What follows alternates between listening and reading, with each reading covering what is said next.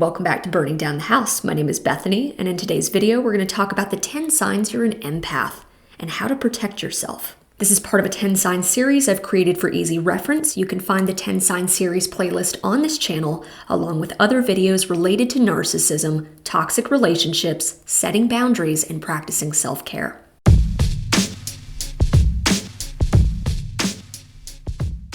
So what is an empath? Basic breakdown. An empath is an individual with an acute empathy, or an ability to sense what others are thinking and feeling. Is being an empath a superpower, new age woo-woo, or a legitimate form of energy transmission with very real psychological and physiological consequences? How could having more love, sensitivity, or compassion possibly be a bad thing? While there's nothing inherently wrong with these attributes, obviously, on their own, they may be the very thing, unfortunately, that's making you a magnet for narcissists and other energy vampires. So how do you know if you're an empath? Consider the following 10 signs. Sign number 1, you have strong intuition. Empaths have an uncanny ability to read people and situations. Sometimes they can sense things before they happen, and they tend to be human lie detectors. They can instantly tell when someone's being disingenuous, and they don't like it when you attempt to insult their intelligence. In a toxic or narcissistic family, unfortunately, this is precisely what happens. Because the empath sees through the pretense, other family members try to gaslight them, silence them, or categorize them as the crazy one in the family. So if you find time and time again that your intuition is spot on, you're probably an empath. Sign number 2, you're emotionally sensitive. Have you ever walked into a room full of people and instantly picked up a certain vibe? Could you tell, for instance, that the stranger in the corner was suffering from depression? Or the seemingly shy employee has a wild side that only you can sense? Basically, if other people's emotions were electricity, the empath would be the wire or the conduit through which these currents pass. You feel things intensely, and you tend to take on other people's pain as if it were your own. Empathy is a beautiful quality, but unfortunately this overstimulation makes the empath feel like they're, heartsick. You may find yourself overwhelmed by crowds or disturbing imagery that you see on the news. You may even suffer from anxiety or panic attacks in public from all the conflicting energy that you're picking up. Having that self-awareness, or at least recognizing that you are in fact sensitive to other people's emotions, is the first step in protecting yourself or insulating that wire from any particularly triggering people or places that you may come across. Sign number 3, you're an emotional dumping ground. Does it feel like people are always unloading their problems on you and always coming to you for advice? Welcome to being an empath. Your kind and generous spirit is attractive to others, but unfortunately, as I mentioned before, it also makes you a magnet for narcissists and other energy vampires, basically people who don't have your best interests at heart. While it's very loving and noble to want to be there for a friend or hold space for someone who you know is going through a hard time, keep in mind that you have your emotional needs and limits as well, and you shouldn't feel pressured or guilted into giving someone your time and attention. Remember, no is a full sentence. Sign number 4, you're highly creative. It's extremely common as an empath to feel an almost spiritual connection to art, music, counterculture, or the avant-garde, so to speak. You may experience creative visions or flashes of inspiration. You feel like you're kind of going through the mundane thrum of everyday life, when inside you feel like you're bursting with creative energy and ideas that few people would understand. You have a gift. Use it. Sign number 5, you're the peacekeeper. As an empath, you value peace and balance, but when this translates to keeping the peace at all costs, you're the only one who truly suffers in the end.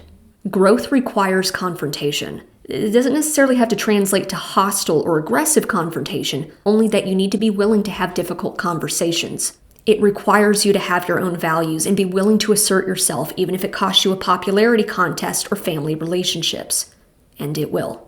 The alternative is stagnation, suppression, and a slow, steady poisoning of your own spirit.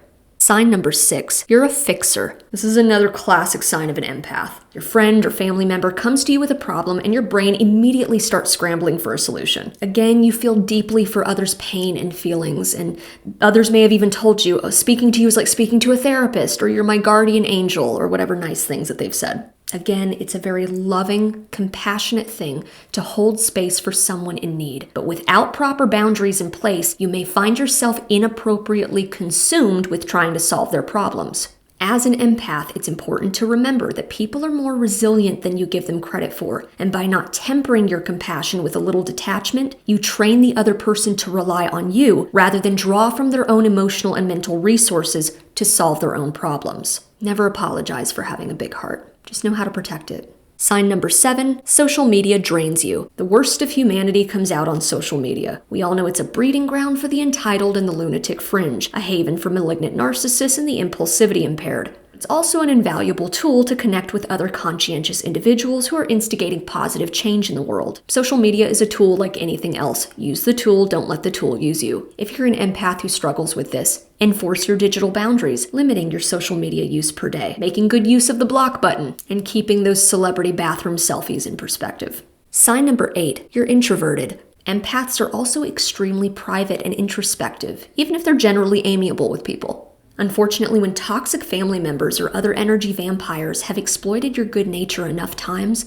you may develop trust issues or become cynical. But just generally speaking, if you find you're perfectly content to be by yourself or only allow a select few into your social circle, you could be an empath. Sign number 9, you love an underdog. Because you're highly sensitive and perceptive, you tend to see things others can't. Meaning you see that something special, that spark in someone that others can't see, or maybe not even the person themselves. You're not easily impressed with the trendy or the mainstream. Rather, you tend to root for the underdog, or at least strive to support the disenfranchised or marginalized. You know what it's like to feel different than your peers or family, and you can easily spot this misunderstood it quality in other people. Sign number 10, you struggle to set boundaries. Because they're highly intuitive and attuned to other people's needs, empaths struggle to set boundaries, often putting themselves last. They say yes too quickly, overcommitting themselves to people and events that are emotionally taxing. In toxic or narcissistic families, they try desperately to please the narcissist parent at the expense of their own happiness, or conform to others' expectations for their life. On a fundamental level, they may understand and appreciate the value they bring to these relationships, but they were trained to think less of themselves, so they don't even show themselves the same respect and care that they show others. If this all sounds a little too familiar, please don't misunderstand me. I'm not for a second suggesting that you should regret being an empath. Your humanity and unique perspective adds rich dimension to this world. Rather, it is my only hope that you recognize the signs of empathic burnout and take steps to protect yourself before your well runs dry. Thank you for watching. I hope you found this content helpful. If you did, please hit the like and subscribe button for future videos, and I'll see you next time.